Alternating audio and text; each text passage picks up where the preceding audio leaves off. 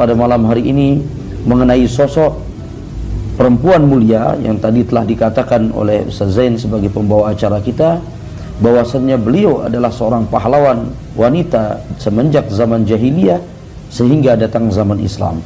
Dan yang menarik dari kehidupan beliau adalah beliau merupakan orang yang sangat membenci Islam di awal kehidupannya, tetapi kemudian pada akhirnya meninggal dalam keadaan sangat mencintai Islam. Bahkan putra beliau Muawiyah termasuk salah seorang yang paling berjasa karena nanti akan menjadi khalifah dan pemimpin Islam yang menyebarkan Islam ke bagian timur dan barat dunia ini. Lalu siapakah Hindun binti Utbah, perempuan mulia yang akan kita ambil pelajaran dari kehidupannya pada malam hari ini? Kita mulai dengan kita berkenalan dengan kehidupan beliau semenjak beliau masih hidup di Makkah. Dikatakan oleh para ulama ahli sejarah, beliau adalah putri kesayangan dari salah seorang tokoh Makkah, di mana ayah beliau bernama Utbah ibnu Rabi'ah, yang merupakan salah satu tokoh Makkah yang paling terkemuka di Makkah selain Abu Jahal, bersama paman beliau yang merupakan saudara dari ayahnya Syaibah ibnu Rabi'ah. Mereka termasuk pemimpin-pemimpin Makkah yang sangat dikenal dan sangat dihormati oleh masyarakat Makkah ketika itu di zaman jahiliyah. Bahkan ketika Islam datang, kita tahu ayah beliau Utbah bin Rabi'ah termasuk dari orang yang paling keras menentang Islam.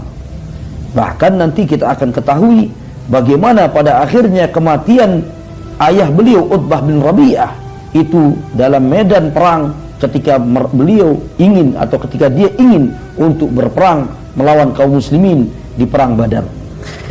Adapun kehidupan beliau dijelaskan oleh sebagian ulama bahwasannya Hindun binti Utbah menikah dalam keadaan masih sangat muda, dan beliau di dalam keluarga memiliki beberapa orang saudara. Yang paling terkenal ada dua.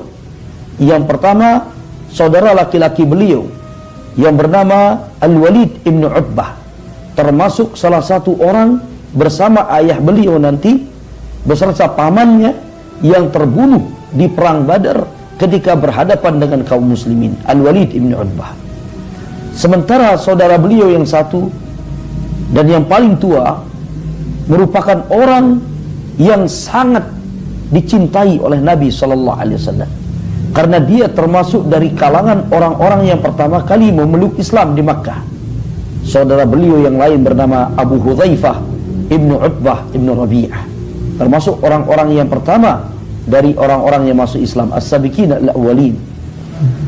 Hindun binti Utbah dikatakan oleh sebagian para ulama, pemirsa kaum muslimin muslimat, dinikahkan dan dijodohkan oleh ayahnya Utbah ibn Rabi'ah dengan seorang laki-laki yang bernama Al-Faqih, ya, Al-Faqih ibn Mughirah Al-Makhzumi, atas pilihan ayah dan bukan atas kemauan beliau sebenarnya.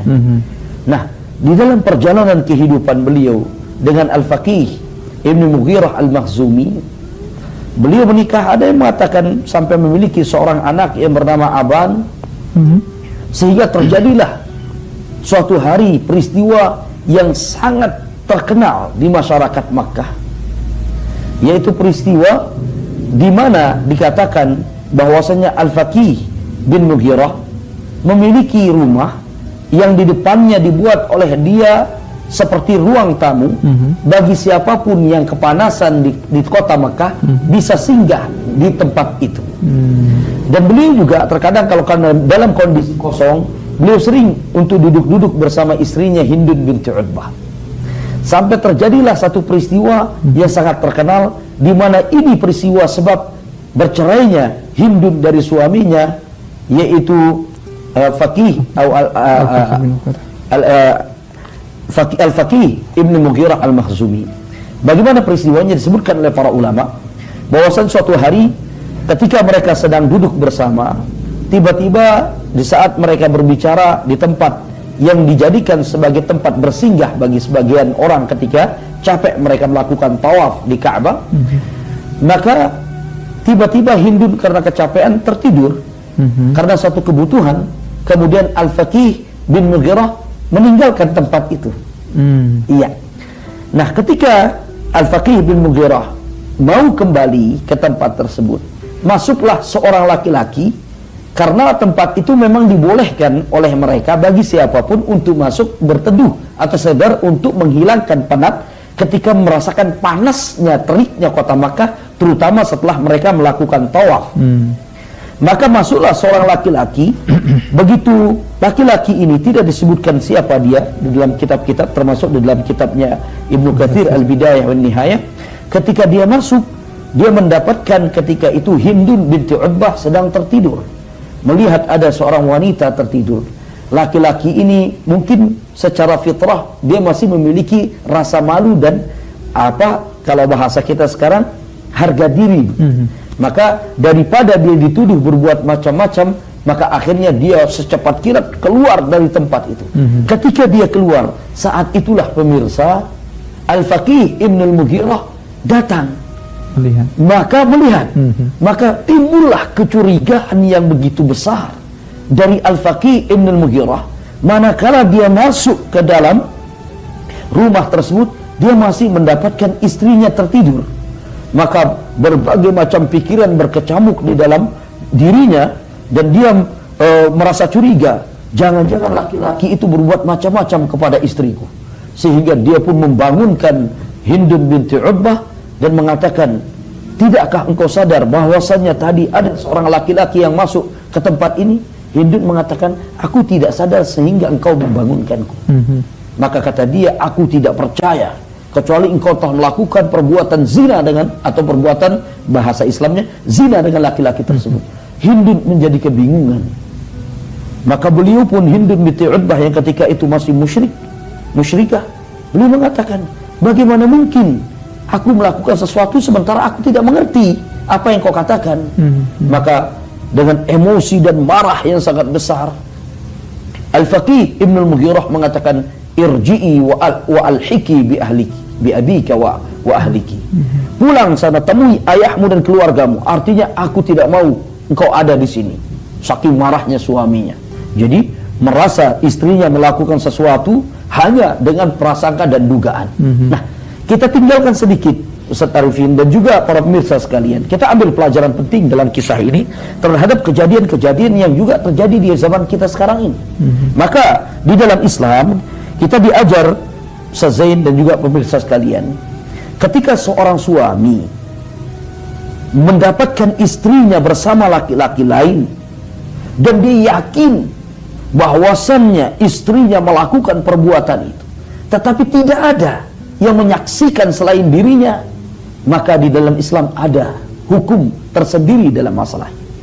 Karena begitu besar dosa, pemirsa dan juga kaum muslimin muslimat, atas sikap seorang suami menuduh istrinya melakukan perbuatan serong atau zina, sementara tidak ada saksi kalau dia berdusta.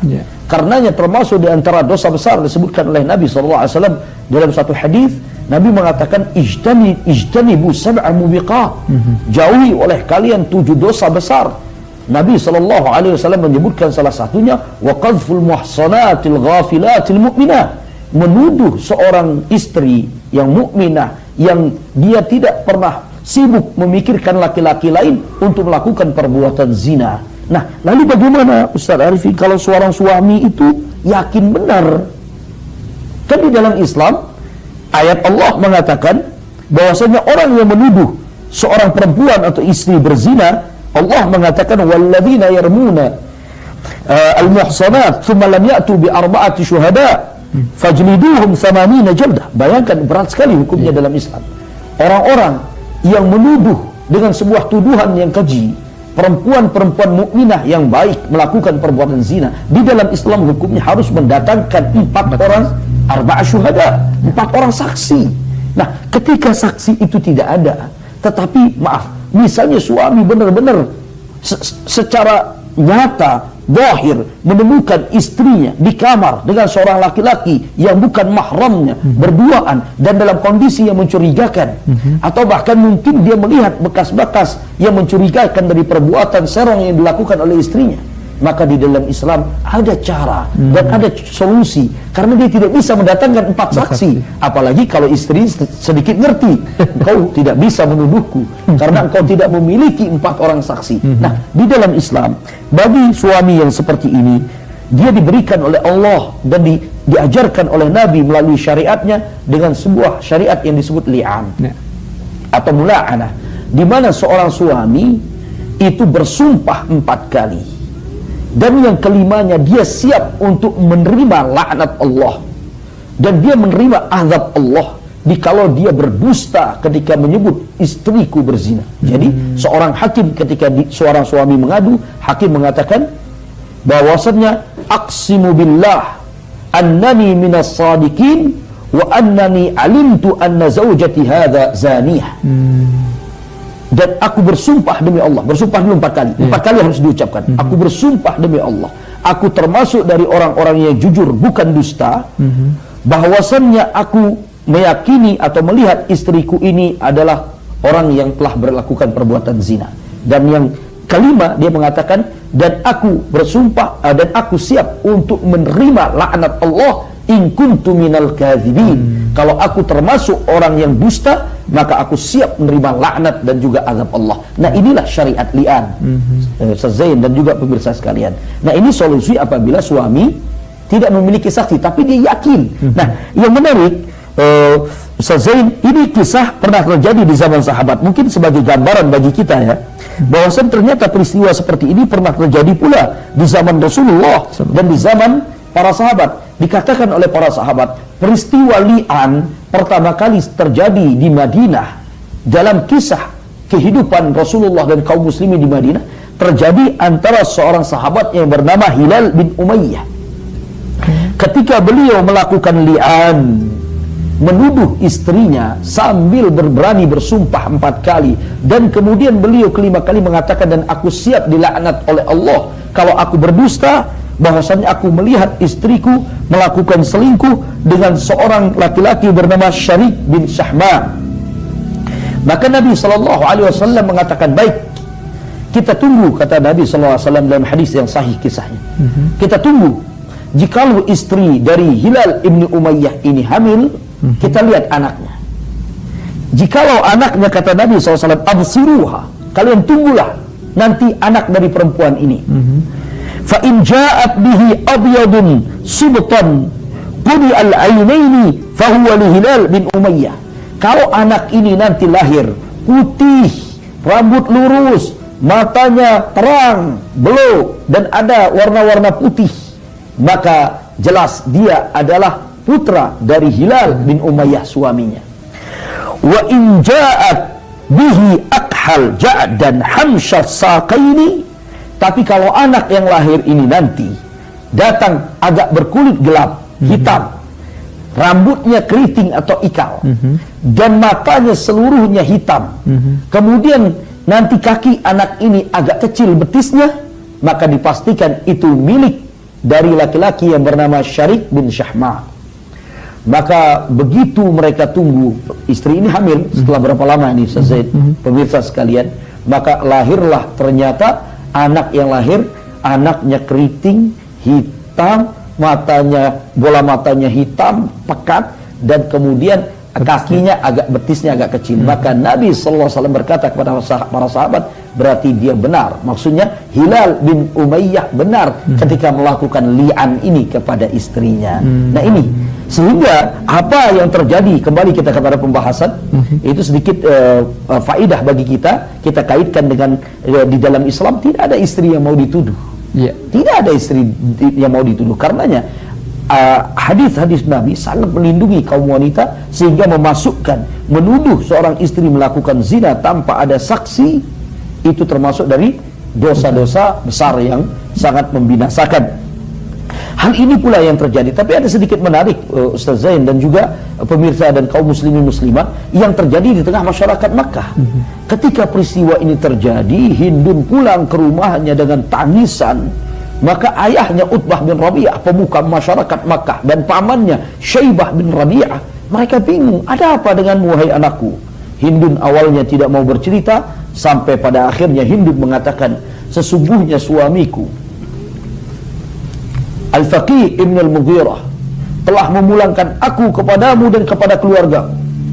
Maka Utbah bin Rabi'ah sang ayah yang merasa telah menjodohkan anaknya dengan Al-Faqih bin Mughirah bertanya, kenapa laki-laki itu memperlakukanmu seperti itu? Apa penyebabnya? Maka Hindun bercerita, dia menuduhku melakukan satu perbuatan yang keji. Bayangkan, jadi masyarakat Makkah yang terhormat, yang fitrahnya masih lurus, mereka membenci zina. Ternyata Ustaz Zain, termasuk Hindun, tidak terima dikatakan sebagai perempuan penzina. Padahal waktu itu Islam belum datang dengan syariat-syariat. Jadi jiwa yang fitrah sebenarnya, mau dia muslim, mau dia bukan muslim, mau dia mukminah, mau dia bukan mukminah, ketika dia berada pada pendidikan yang bagus, fitrah yang bagus, nalurinya masih lurus, dia akan tidak suka dengan perbuatan itu, karena itu adalah perbuatan yang tidak sesuai dengan hati nurani manusia, pada hakikatnya fitrah manusia. Ini pula yang terjadi pada Hindun binti Utbah. Beliau pun menolak dan dia mengatakan, demi Allah aku tidak melakukannya. Tetapi Utbah bin Rabi'ah sang ayah tetap harus melakukan suatu adat dan kebiasaan masyarakat Mekah. Pemirsa sekalian, apa ketika itu? At-tahakum ilal kahana, untuk mencari kebenaran terhadap suatu peristiwa dan pertikaian terjadi di mereka. Mereka biasa untuk menjadikan hakim mereka yang memutus perkara mereka adalah seorang dukun yang terkenal, dan itu ada di Yaman. Maka akhirnya keluarga besar Hindun binti Utbah berangkat, dan kemudian Utbah bin Rabi'ah mendatangi Al-Hakam bin Mughirah, kemudian mengatakan, engkau juga harus berangkat dengan keluargamu agar kita tahu apakah engkau yang berdusta atau putriku yang berbuat perbuatan yang hina, yaitu zina itu. Mereka pun lalu berangkat menuju seorang dukun yang ada di Yaman, sebagaimana diriwayatkan oleh para ulama ahli sejarah tentang kisah ini.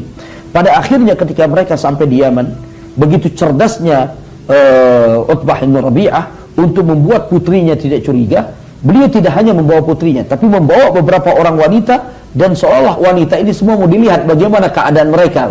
Maka majulah wanita-wanita itu sambil dipegang kepalanya oleh dukun itu, satu persatu kemudian diramal, dan datanglah waktu Hindun begitu diramal, dukun ini tersenyum, dan kemudian dukun ini mengatakan, perempuan ini perempuan yang bersih dan tidak melakukan perbuatan zina, dan dia akan melahirkan wasatalidu ibnan sayakunu malikan ismuhu Muawiyah. Masya Allah.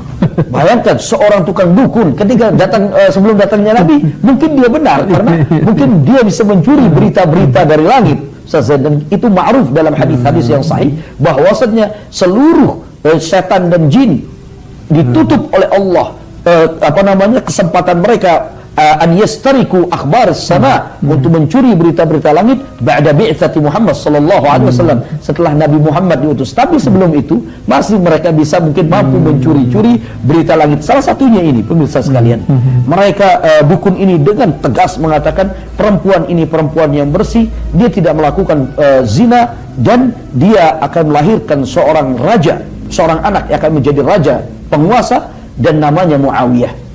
Maka akhirnya mendengar ucapan itu bergembiralah seluruh keluarga Utbah bin Rabi'ah. Nah saat itu begitu Hindun binti Utbah keluar, langsung datanglah suaminya Al-Hakam bin Rabi'ah ingin rujuk ceritanya. Maka memegang tangannya, saat itulah kemudian Hindun dengan penuh kemarahan beliau mengatakan kepada suaminya, yaitu Hakam bin Rabi'ah, ilaika anni, pergi Al-Faqih. Al-Hakam kata Al-Faqih bin Rabi'ah, dia berkata kepada Al-Faqih bin Rabi'ah, ilaika anni, pergi engkau wahai Al-Faqih bin Rabi'ah bin Al-Mughirah, Al-Faqih bin Al-Mughirah. Kata beliau, ilaika anni, pergilah engkau wahai Al-Faqih bin Mughirah, wallahi la yajba' ra'si ra'sak fi wisadatin wahidah. Semenjak saat ini wahai Al-Faqih bin Al-Mughirah, aku tidak akan ridha kepalaku akan bersanding di satu bantal dengan kepalamu. Artinya aku tidak mau lagi menjadi istrimu. Dan dengan ketus kemudian Hindun binti Utbah berkata kepada suaminya Al-Faqih ibn Mughirah Al-Makhzumi, dia mengatakan, wallahi wala ahrisanna an yakuna hadzal ibn min ghairika. dan aku akan berusaha anak yang lahir yang tadi diprediksi oleh dukun tadi menjadi raja dan penguasa yang bernama Muawiyah akan lahir dari orang selain dirimu. Saking marahnya dia kepada suaminya Al-Faqih bin Mughirah karena dia merasa dituduh melakukan perbuatan zina. Nah, inilah suami pertama dari Hindun binti Utbah. Dan karena itu akhirnya ayahnya Utbah bin Rabi'ah meridhai mereka bercerai dan berpisah. Pulanglah mereka, dan kehidupan akhirnya Hindun bersama orang tuanya, di rumah orang tuanya. Dia termasuk putri yang disayangi oleh ayahnya. Dalam suatu hari ketika beliau sedang duduk bersama ayahnya, pemirsa sekalian, Utbah bin Rabi'ah, tiba-tiba Hindun mengatakan, "Wahai ayahku, apabila engkau ingin menjodohkan aku dan menikahkan aku dengan seorang laki-laki, jangan engkau jodohkan aku tanpa engkau minta pendapatku, tapi tolong engkau berikan kepadaku sifat laki-laki paling tidak yang akan melamarku." Kata ayahnya, "Hadza laki." Ini adalah untukmu atau hak. Maka akhirnya beberapa lama setelah itu tiba-tiba ayahnya datang dengan senyuman di saat Hindun berada di rumahnya. Tidak dijelaskan berapa lama, Ustaz Zain dan pemirsa sekalian. Kalau di dalam Islam kan mungkin ada waktu untuk menunggu. Nah, di zaman jahiliyah tidak dijelaskan. Maka pada akhirnya datang ayahnya Utbah bin Rabi'ah dengan senyum tersungging di bibirnya dan mengatakan, "Ya bunayyati, rajulani ja'a liyakhtubaki." Ada dua laki-laki sekarang datang untuk melamar dirimu. Kata Hindun binti Utbah, "Sifhuma li." Tolong kau berikan sifat keduanya untukku. Gak usah sebut namanya dulu, sifatnya, karakternya. Nanti dari karakter dan sifat mereka berdua, aku akan memilih salah satunya.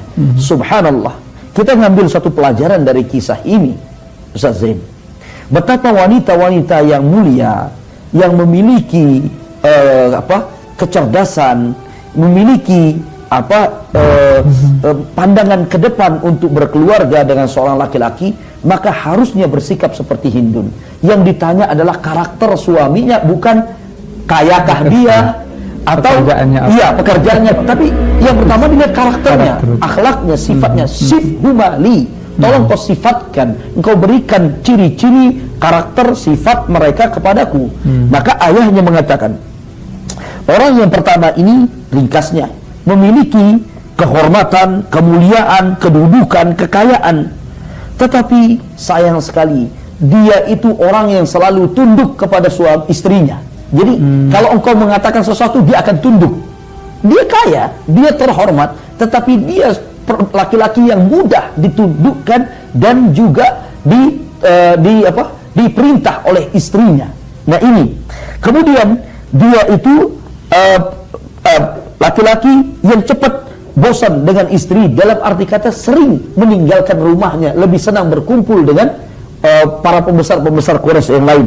Kemudian ciri yang paling inti yang ketiga adalah dia adalah orang yang mudah untuk engkau tundukkan sehingga engkau bisa mengambil hartanya atau menggunakan hartanya. Kemudian beliau mengatakan kalau orang yang kedua, kata ayahnya, orang kedua adalah orang yang memiliki kedudukan tinggi dan memiliki kecerdasan akal, keluhuran budi dan akhlak, keluarganya dari keluarga terhormat, kemudian dia biasa mendidik keluarganya, dan juga orang yang besar cemburunya, dan dia orang yang bertanggung jawab kepada keluarganya. Dia adalah orang yang tidak mudah tunduk kepada istrinya, dan dia adalah orang yang sungguh-sungguh bertanggung jawab kepada anak dan istrinya. Ini sifat yang ada pada laki-laki kedua ini. Maka kata Hindun binti Utbah mendengar paparan orang tuanya, beliau pun mengatakan, aku pilih yang kedua. Maka dialah suami yang akan menjaga kehormatan dan diri dan keluargaku. Siapa laki-laki yang kedua itu? Kata ayahnya, huwa Abu Sufyan ibn Harb. Dia adalah Abu Sufyan bin Harb, salah satu tokoh dan pemimpin Quraisy. Sebenarnya dua-duanya pemimpin Quraisy, karena yang pertama itu adalah namanya Suhail ibn Amr. Suhail ibn Amr itu nanti juga masuk Islam dan termasuk tokoh yang sangat keras permusuhannya terhadap Islam di awal-awal Nabi SAW diutus menjadi Nabi. Maka mulai saat itulah kehidupan rumah tangga Hindun dibangun untuk kedua kalinya dengan Abu Sufyan ibn Harb setelah beliau bercerai dari suami pertamanya Al-Faqih ibn Mughirah Al-Makhzumi karena sebab tuduhan yang sangat tidak mengenakkan yang beliau dapatkan dari suami pertama. Nah, kemudian pemirsa dan kaum muslimin yang dimuliakan oleh Allah Subhanahu wa taala, dari pernikahan ini beliau kemudian dikaruniai beberapa orang putra dan putri. Salah satu yang perlu untuk kita sebut adalah Muawiyah. Begitu beliau memiliki anak, beliau teringat dengan apa yang dikatakan oleh dukun tersebut. Maka beliau namakan anaknya Muawiyah bin Abi Sufyan.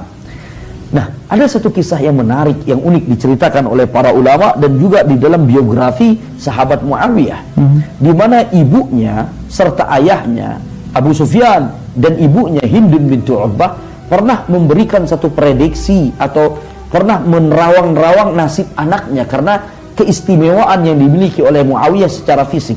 Konon disebutkan sahabat Muawiyah ini orangnya bongsor, putih, ganteng, kepalanya besar. Maka ayahnya kalau melihat itu Abu Sufyan selalu mengatakan, "Inna ibni hadza la'azimur ra's wa innahu la khaliqun an yasuda qaumahu." Putraku ini kepalanya besar dan dia dengan kepala besar ini cocok menjadi pemimpin, dan aku menduga dia nanti akan memimpin kaumnya. Hindun binti Utbah karena sudah terpatri di dalam hatinya ucapan dukun dulu, wa innaha satalidu malikan, dia akan melahirkan seorang raja. Hindun mengatakan, yasudu qaumahu faqat, engkau mengatakan wahai Abu Sufyan, putraku ini Muawiyah, dia akan memimpin kaumnya orang-orang Quraisy saja. Kata beliau, celaka dia. Illam yasudil Arab qatibatan, kalau dia tidak memimpin seluruh bangsa Arab, bukan hanya orang Quraisy, bangsa Arab nanti akan dipimpin oleh dia. Subhanallah. Muawiyah baru berumur 6 atau 7 tahun ketika peristiwa ini terjadi, Ustaz Zain. Dan ini mungkin orang tua terkadang bisa jadi doa ucapannya. Contohnya mereka ini, subhanallah, dengan penuh keyakinan, dengan penuh optimisme mereka bukan meramal, memprediksikan dan berharap, sebenarnya lebih kepada berharap agar anak mereka nanti di masa yang akan datang menjadi seorang raja, seorang pemimpin yang akan memimpin orang Arab seluruhnya. Dan subhanallah, itu menjadi kenyataan di mana Muawiyah disepakati oleh para ulama awal malik min mulukil fil Islam. Beliau menjadi raja di antara raja-raja pertama dalam Islam, walaupun beliau dikenal sebagai khalifah di antara khalifah-khalifah yang besar dalam sejarah Islam. Nah, ini Hindun binti Utbah. Dan terus berlangsung kehidupan ini sampai kemudian muncullah cahaya Islam. Keluarlah cahaya Islam, masa Islam itu datang, Ustaz Zain dan pemirsa sekalian.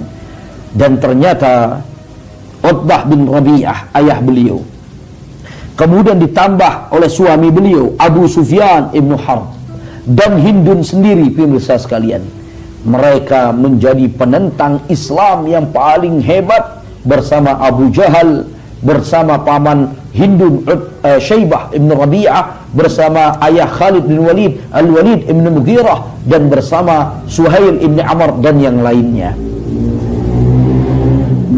Dan yang menarik di sini ada satu kisah, bahwasannya bukti dan kisah di mana ayah beliau Hindun binti Utbah memberikan satu gambaran kepada kita betapa bencinya keluarga Hindun binti Utbah ini, yang diwakili oleh ayah beliau Utbah ibn Rabi'ah, terhadap dakwah Rasulullah ketika itu, ketika beliau pertama kali mendakwahkan Islam di kota Makkah. Ketika Utbah bin Rabi'ah, Syaibah bin Rabi'ah, Abu Sufyan, Hindun melihat semakin banyaknya orang-orang yang beriman kepada Nabi SAW, maka mereka kemudian berbicara satu dengan yang lainnya, mengatakan, man yukallimu Muhammad, siapa di antara kita yang berani ngomong sama Muhammad supaya dia tidak melakukan apa yang dia lakukan ini? Yufarriku jama'atana, dia yang memecah belah kaum kita orang-orang Quraisy. Siapa yang mau ngomong nih? Maka di saat itulah di dalam Sahih Al-Bukhari diceritakan, kemudian ayahnya Utbah bin Rabi'ah yang mengatakan, ana ati ilaihi wa ukallimuh, aku yang akan datang dan berbicara kepada Muhammad. Nah, pemirsa yang dimuliakan Allah Subhanahu wa taala, dari pembicaraan Utbah dengan Rasulullah inilah nanti akan tampak sebuah pelajaran yang penting, terutama untuk para dai, orang-orang yang menyebarkan dan memperjuangkan agama Allah, bahwasannya orang yang ingin menghalangi dakwah mereka pasti akan menyangka mereka tidak kurang dari 3 sangkaan. Mereka akan dianggap sebagai orang yang ingin mencari harta, kedudukan, dan ketenaran. Mereka akan dianggap sebagai orang yang kurang waras, berani menyelisihi kaum mereka. Orang ini bisa jadi dianggap sebagai orang yang mencari popularitas, dan itu yang terjadi pada diri Nabi Muhammad SAW. Utbah ibn Rabi'ah mendatangi Rasulullah SAW, dan dia kemudian mengatakan, ketika Rasulullah sedang duduk di Ka'bah, didatangi oleh Utbah ibn Rabi'ah. Utbah bin Rabi'ah, ayah dari Hindun binti Utbah radhiyallahu anha ini, kemudian berkata kepada Rasulullah, ya ibna akhi, innaka minna haitsu qad alimta minal makani wan nasab. Wahai anak saudara kami, wahai Muhammad, engkau tahu engkau memiliki kedudukan dan kemuliaan di tengah kami. Wa qad ataita qaumaka bi amrin azim, engkau datang membawa suatu perkara yang besar di tengah kaummu. Farraqta bihi jama'atahum, dengan ajaran yang engkau bawa ini, engkau sudah memecah belah kaummu, orang-orang Quraisy. Dan inilah tuduhan yang selalu akan diterima oleh para dai, memecah belah. Memecah belah persatuan, memecah belah kaum muslimin, memecah belah persatuan umat.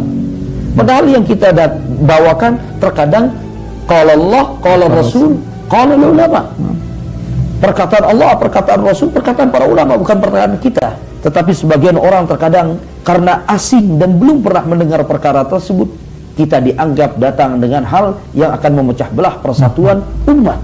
Dan itu sudah dikatakan oleh orang-orang Quraisy, yaitu Utbah bin Rabi'ah kepada Nabi sallallahu alaihi wasallam.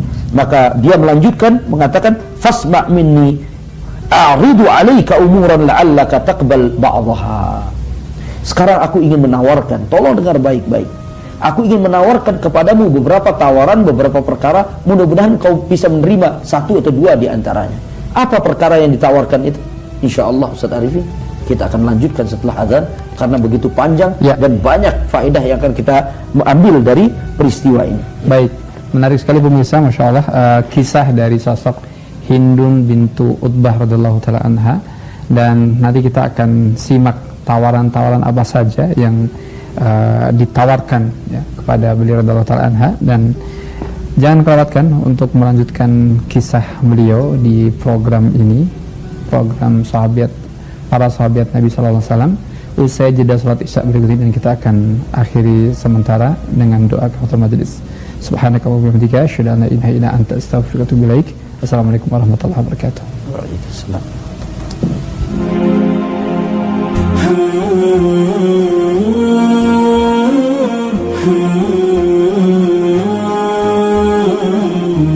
Ah